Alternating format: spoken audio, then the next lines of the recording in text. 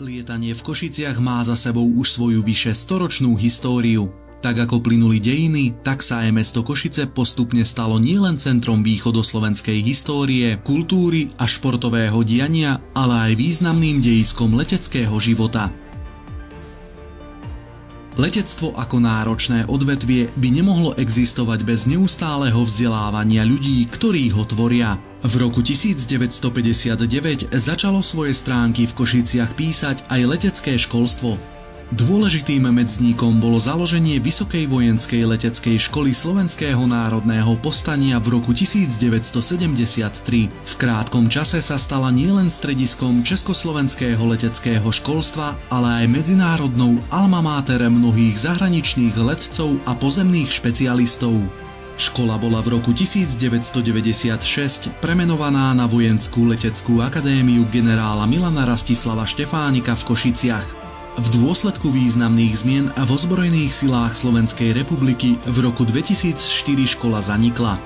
Potenciál pedagógov a silu úspešnej tradície vzala doslovne pod svoje ochranné krídla Technická univerzita v Košiciach, v rámci ktorej k 1.2.2005 vznikla jej nová, v poradí 9. letecká fakulta. Hlavnou víziou jej rozvoja sa stala snaha o transformovanie existujúceho vojenského akademického centra leteckého vzdelávania a výskumu na oblasť civilného letectva a kozmických technológií. Odvtedy uplynulo už 10 rokov. Vedecko-pedagogickí pracovníci sa postupne adaptovali na podmienky civilného školstva a s využitím dlhoročných skúseností z leteckej praxe sa letecká fakulta úspešne etablovala v rámci fakult Technickej univerzity v Košiciach, čo potvrdili aj výsledky komplexnej akreditácie.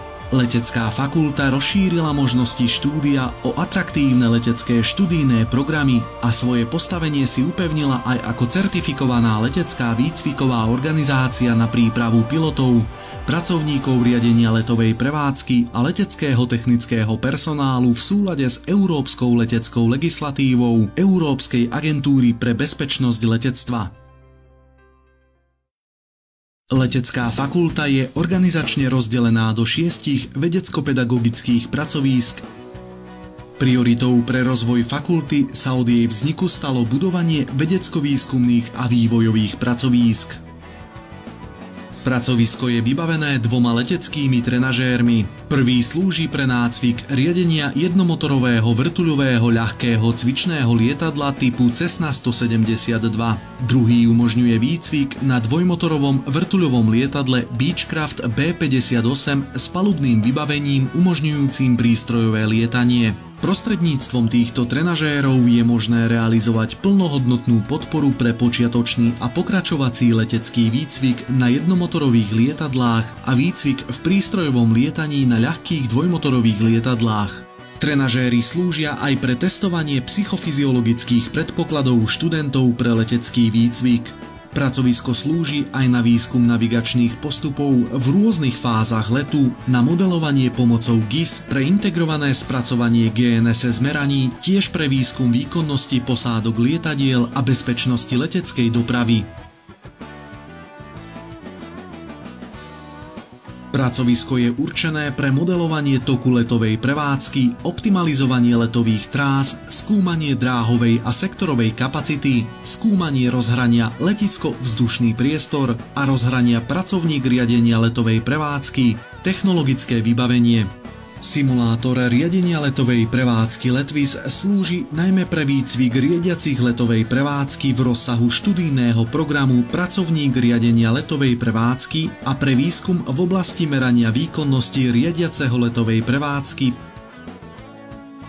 Laboratórium tvoria hlavne nízkorýchlostný cirkulačný aerodynamický tunel, ktorý slúži pre meranie aerodynamických síl a momentov v rozsahu rýchlostí 60 až 200 km.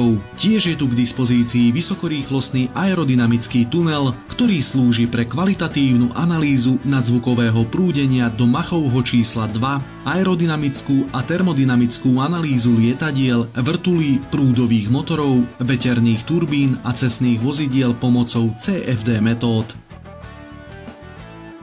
Toto pracovisko je spoločným pracoviskom katedry avioniky a katedry leteckého inžinierstva Leteckej fakulty Technickej univerzity v Košiciach a katedry kybernetiky a umelej inteligencie Fakulty elektrotechniky a informatiky Technickej univerzity v Košiciach. Venuje sa hlavne výskumu moderných metód modelovania, riadenia a diagnostiky zložitých systémov s využitím prístupov umelej inteligencie s aplikáciami pre malé prúdové letecké motory.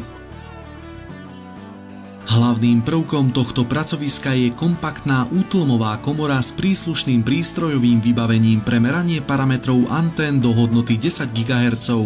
Špeciálne vybavenie komory umožňuje vyhodnocovať priestorové vyžarovacie charakteristiky antén umiestnené na modeloch lietadiel, vrtuľníkov, prípadne na iných dopravných prostriedkoch. Pracovisko sa stalo moderným sledovateľským a edukačným pracoviskom pre analýzu vplyvov polohy lietadlovej anténnej techniky v spojení so zberom a hodnotením meraných parametrov, ktoré sú závislé od geometrie lietadiel. Pracovisko je vybavené zariadeniami na testovanie MEMS, akcelerometrov, gyroskopov a magnetometrov a tiež pre testovanie senzorového vybavenia bezpilotných leteckých prostriedkov. Na pracovisku sa úspešne rieši oblasť výskumu a vývoja malých bezpilotných prostriedkov od fáze návrhu až po samotnú konštrukciu a letové skúšky. Pozornosť je zameraná rovnako aj do aplikačnej sféry, v ktorej sa vyvíjajú a testujú nové možnosti využitia malých bezpilotných prostriedkov v praxi.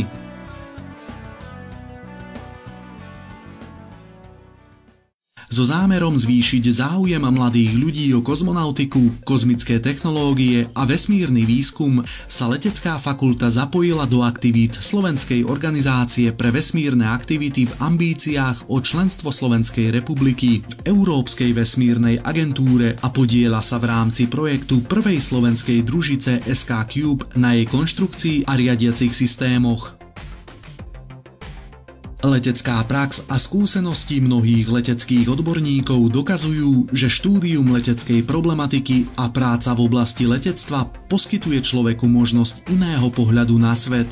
A to nie len pre lietajúci personál, ale aj pre všetkých, ktorí pracujú okolo lietadiel so zabezpečovacou technikou a na letiskách. V letectve pracujú ľudia, v ktorých je kus romantiky, túžby odpútať sa od zeme a pozrieť sa na svet z tretej dimenzie.